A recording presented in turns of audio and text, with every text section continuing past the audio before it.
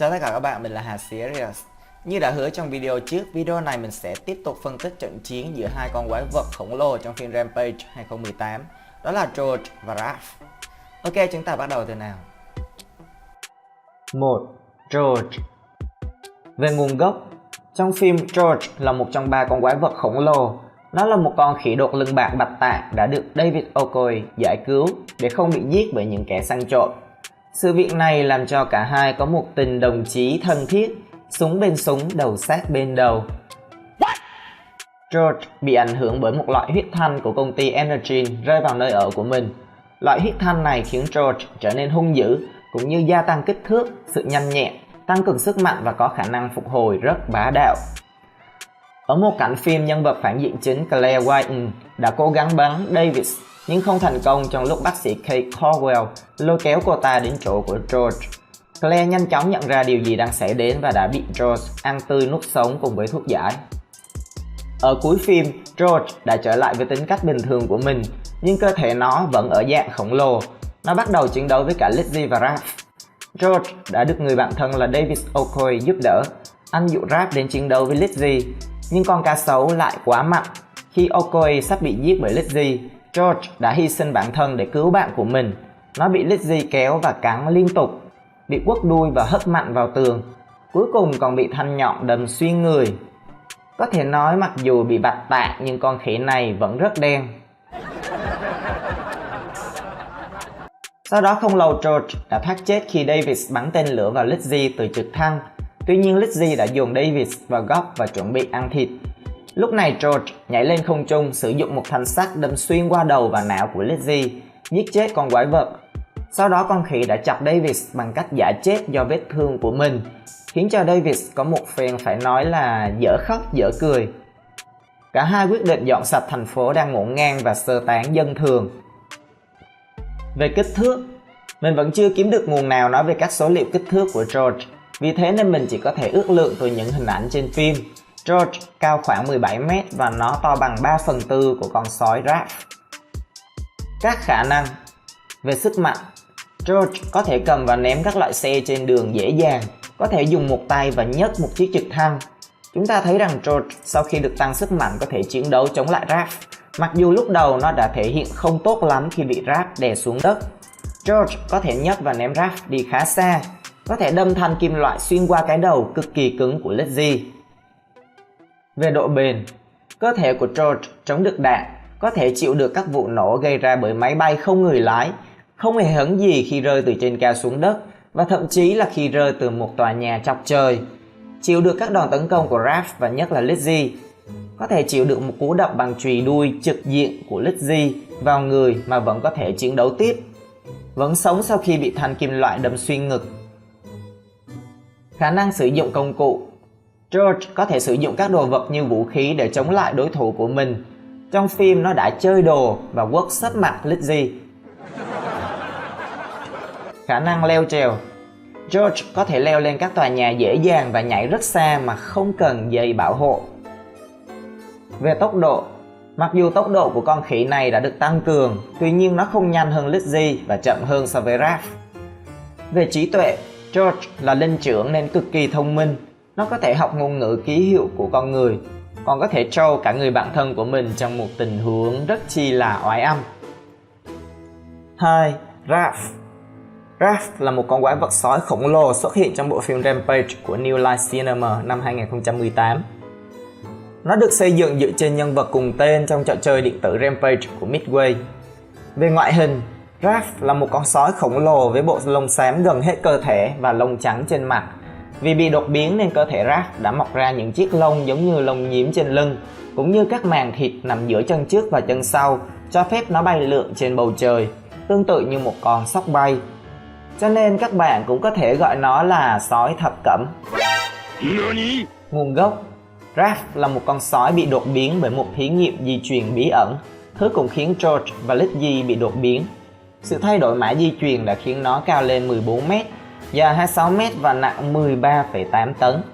Nó là một con sói có thể bay lượn bằng cách sử dụng các màng da có thể thu vào như sóc bay. Nó cũng có lông nhím lớn trên lưng và đuôi, có thể lắc và bắn chúng để đâm mục tiêu. Tất cả các biến đổi này là do đột biến nó nhận được từ việc ăn hóa chất trong một cái bánh hot dog.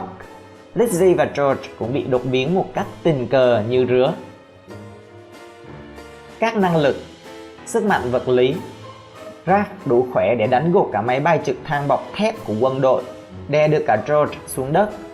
Raph còn có thể xé toạc một phần lớn của tòa nhà chọc trời. Các lông cứng được bắn ra của Raph có thể đâm xuyên và hạ gục cả máy bay trực thăng của quân đội. Về độ bền, các cánh quạt máy bay trực thăng quay ở tốc độ cao đã va chạm vào cơ thể của Raph, nhưng nó không hề hấn gì cả, thậm chí là không chảy xước. Đạn và bom cũng không thể gây thương tích gì cho nó. Sói thập cẩm chịu được các đòn đánh của George và Lizzie. Những cú cắn đầu tiên của Lizzie vẫn chưa thể khiến Raph chảy máu. Raph còn chịu được các vụ nổ gây ra bởi máy bay không người lái từ quân đội, phục hồi cơ thể ngay lập tức sau khi bị rơi xuống từ tòa nhà chọc trời. Tuy nhiên cơ thể nó không phải là không thể bị thương. Raph đã chết sau khi bị dính cú vòng xoay tử thần của Lizzie. Con cá sấu cắn đứt và nhai luôn đầu của nó, sau đó bỏ phần thân lại. Một tình huống xử lý rất cồng kềnh của Lizzie vì cô tự bóp dế thành viên team của mình. Em hiểu không? Đâu phải ai cũng hiểu. Em không hiểu. Về sự nhanh nhẹn, Raph là con vật thể hiện tốc độ di chuyển nhanh nhất trong 3 con quái vật đột biến, thể hiện ở việc những thợ săn thú chuyên nghiệp của quân đội cũng không thể phát hiện ra nó đang ở đâu sau mỗi lần nó tấn công. Khả năng bay lượn cũng giúp nó tiếp cận con mồi hoặc đối thủ cực kỳ nhanh. Khả năng lượn. Giống như Caillou và Ram, Raph mở rộng lớp màng giữa hai chân của mình và nhảy lên không trung. Lớp màng cho phép nó lướt trên bầu trời như một con sóc bay. Màng của nó cũng hoàn toàn ẩn khi không được sử dụng. Trong loạt trò chơi điện tử, Raph có 2 chân và đi như một con người chứ không phải bằng 4 chân như một con sói thật. Bộ lông của nó có màu xám trong trò chơi điện tử Rampage đầu tiên, trong khi các trò chơi tiếp theo mô tả nó là màu xanh lam. Bộ phim Rampage thay đổi nguồn gốc của Raph thành một con sói bị đột biến bởi một thí nghiệm di truyền, chứ không phải một con người bị đột biến thành một con sói khổng lồ bởi các thí nghiệm của Scumlash như trên trò chơi điện tử. Những chiếc gai nhọn trên lưng và đuôi cũng như khả năng lướt đi như một con sóc bay của nó có vẻ như để thể hiện sự tưởng nhớ đối với Varan của nhà sản xuất phim. 3. Phân tích khả năng chiến thắng. Về kích thước, rõ ràng là Raph to lớn hơn so với George. George chỉ lớn bằng 3/4 của Raph theo như ước lượng của mình. Về sức mạnh, cả hai con đều rất khỏe. Ta thấy chúng đều có thể dễ dàng tàn phá các tòa nhà, công trình kiến trúc và các loại phương tiện vận chuyển của con người. Tuy nhiên để nói về con quái vật nào khỏe hơn thì có lẽ là George. Ta thấy George có thể nhấc và ném Raph đi khá xa. Mình không thấy Raph có thể làm điều gì đó tương tự ở trong phim. Về độ bền, cả hai quái vật đều có độ bền rất ấn tượng. Mình nghĩ độ bền của chúng là ngang ngửa nhau. Raph 8 lạng thì George cũng 7.95. Mặc dù Raph đã bị Lizzie cắn đứt đầu, tuy nhiên George cũng bị một thanh kim loại đâm xuyên qua người. Nhiều khả năng nếu nó bị Lizzie dùng đòn vòng xoay tử thần thì nó cũng sẽ mất đầu hoặc bất cứ bộ phận nào bị con cá sấu cắn vào. Về tốc độ, Raph có tốc độ di chuyển cũng như ra đòn nhanh hơn so với George. Trong tự nhiên một con sói bình thường cũng sẽ nhanh nhẹn hơn nhiều so với một con khỉ đột. Về kỹ năng chiến đấu, kỹ năng chiến đấu của hai con đều rất tốt. Chúng biết sử dụng nhiều kỹ thuật khác nhau để hạ gục đối thủ. Ngoài ra khả năng tránh né các đòn tấn công của chúng cũng cực kỳ tốt. Về sự thông minh, Raph rất mưu mẹo, thể hiện ở việc dễ dàng hạ gục những người thợ săn của chính phủ, biết lẩn trốn và chờ cơ hội phản công khi bị thanh niên Davis bắn súng vào người. Tuy nhiên nó vẫn bị Davis lừa và tự lao đầu vào mồm của Lizzie. George thì đã tỏ ra rất thông minh, vì dù sao nó cũng là một loài linh trưởng. George biết sử dụng công cụ để làm vũ khí hỗ trợ chiến đấu. George biết sử dụng ngôn ngữ ký hiệu, biết lên kế hoạch cùng Davis để tấn công hai con boss. Nhất là còn biết pha trò, tấu hài, gây hào hứng cho khán giả. Rõ ràng là trí tuệ của George vượt trội so với con sói bạc chiếu sáng Gao bạc. Tên của anh là sói bạc chiếu sáng. Gao bạc. Về vũ khí, Raph có cái hàm rất mạnh với nhiều chiếc răng sắc nhọn. Đây chính là vũ khí nguy hiểm nhất của nó. Ngoài ra Raph có thể sử dụng đuôi nhọn để quất vào người của George hoặc bắn lông nhọn vào con khỉ đột. George cũng có chiếc hàm mạnh mẽ nhưng kém nguy hiểm hơn. George có đôi bàn tay cực kỳ mạnh mẽ, có thể cầm nắm vũ khí để chiến đấu. George hoàn toàn có thể sử dụng một thanh kim loại và đâm xuyên người của Raph y như đã làm với Lizzie. Trước khi đưa ra kết luận thì mình muốn nói rằng lần tới có thể mình sẽ làm một trận battle khác giữa Indominus Rex và Queen Alien. Hứa hẹn sẽ rất hấp dẫn. Các bạn hãy bấm đăng ký kênh ngay để không bỏ lỡ những video tiếp theo nhé. Chè thập cẩm và chè đậu trắng, chè nào ngon hơn? À nhầm, ý mình là sói khổng lồ vs khỉ đầu trắng, con nào sẽ thắng? Tổng kết các thứ thì mình nghĩ rằng khả năng chiến thắng của George sẽ cao hơn so với Raph.